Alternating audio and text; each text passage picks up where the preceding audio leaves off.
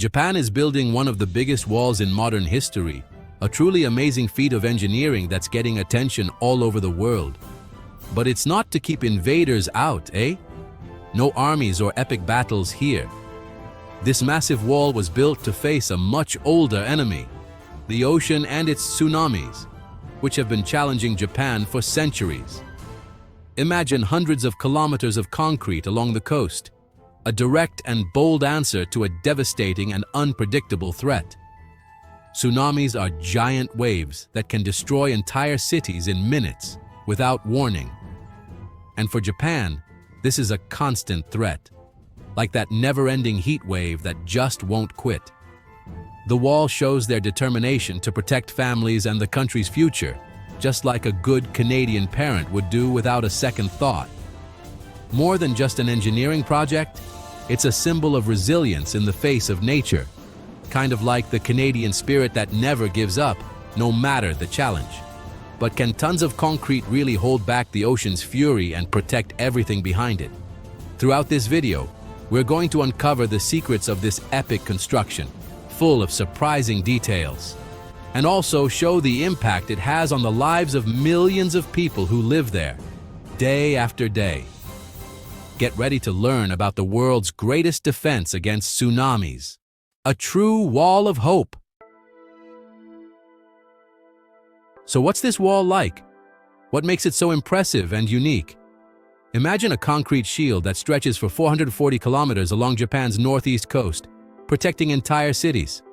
In some sections, it reaches an impressive 15 meters high. That's like a 5-story building, one of the older ones. The main goal is to weaken or even block tsunami waves before they hit coastal cities. The cost? Over $12 billion, involving thousands of workers and engineers. That's a ton of money, a real national investment. It's not just one wall, but a system of barriers adapted to each region's geography, forming a network of protection. In some spots, there are super sturdy vertical walls. In others, more sloped structures to spread out the wave's energy like a giant skate ramp. The focus is to gain precious minutes for evacuation, time that can save thousands of lives, like that last-minute goal in a hockey game. The wall doesn't promise to stop everything, but it offers a real chance of survival for those behind it. It's the first line of defense in a real race against time and the forces of nature. The amount of concrete used could build dozens of skyscrapers, like the ones in Toronto. Millions of cubic meters have been shaped along the coast, changing the landscape of coastal towns. For many residents, the ocean view was replaced by a gray wall, a tough trade-off between beauty and safety, eh? The construction brought in thousands of workers and boosted the local economy, but it also caused some headaches, like media, stickman construction workers with helmets, traffic jams, loud machinery, and local shops, as denexasek, noise, traffic, and an impact on tourism. Fishermen face physical barriers to get to the sea, and hotels lost the view that attracted tourists. Safety comes at a price, deep changes in the way these communities live and their economy. The wall is a massive solution, but not without consequences. On March 11, 2011, Japan faced the biggest earthquake in its history, a tremor so strong it changed the country forever. The tsunami that followed brought waves up to 40 meters high, devastating entire cities and washing over all the existing coastal defenses. The water pushed kilometers inland, destroying everything in its path, like a runaway bulldozer, taking homes, cars, and dreams. More than 18,000 people died or went missing, and hundreds of thousands lost their homes, their routines, and even their towns. The disaster also caused the Fukushima nuclear accident, creating a dangerous exclusion zone that still exists today, forcing families and entire communities to move. The world watched, shocked, at Japan's vulnerability to the force of nature, feeling the pain alongside the Japanese people. The old walls couldn't handle it, showing that a new, tougher, and more innovative strategy was needed to protect the country. From the tragedy came the idea of the Great Wall, a much bigger, stronger, and more resilient physical barrier than anything that had ever existed. The goal was clear: never again allow such destruction, protecting lives and cities. The wall is the visible scar of a national trauma, like the mark of a bad fall, always reminding everyone of what happened that day. Does the wall actually work? It wasn't built to stop 100% of the water, but to lessen the force and delay the tsunami's arrival. Simulations show that even if water gets through, the flooding will be less severe and slower. Every minute gained can be the difference between life and death, like those final seconds in a hockey game. The example of Phu Dai, a village protected by a 15-meter wall, shows that the strategy can save lives.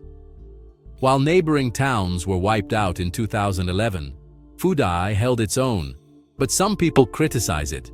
The wall might create a false sense of security, as if everything's fine. That's why awareness campaigns and evacuation drills are constant, like fire safety lessons. The message is clear: the wall helps, but evacuating saves lives. Defense is a mix of engineering and human action. The wall brought safety, but it also divided people. Residents feel they've lost their connection to the sea and a part of their identity, like losing a piece of their soul. Environmentalists warn about the impacts on ecosystems and marine life, like messing up the fish's nursery. Tourism has suffered. Hotels and restaurants lost the view that attracted visitors, like losing their main charm. For many, the wall is a necessary evil. The memory of the 2011 disaster is still fresh in their minds. The choice is tough: quality of life or survival. The wall is a concrete scar, a symbol of pain and hope. It protects, but it also isolates, like wearing a mask all the time. Other solutions were considered, like moving cities to higher ground or investing in natural defenses. But moving was very difficult to do and socially painful. The ties to the land and history weighed heavily, like being homesick. Natural defenses, like forests and dunes, were considered insufficient after the trauma of 2011.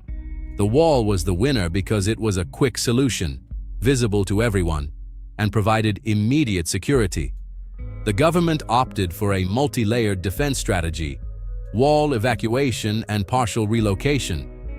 The decision is controversial, but it shows the desire to never again go through the horror of the past.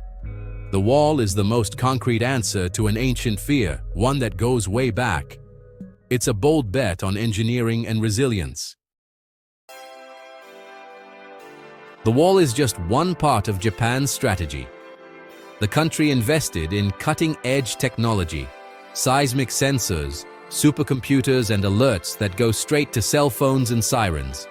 Evacuation towers and reinforced buildings serve as shelters in case of an emergency.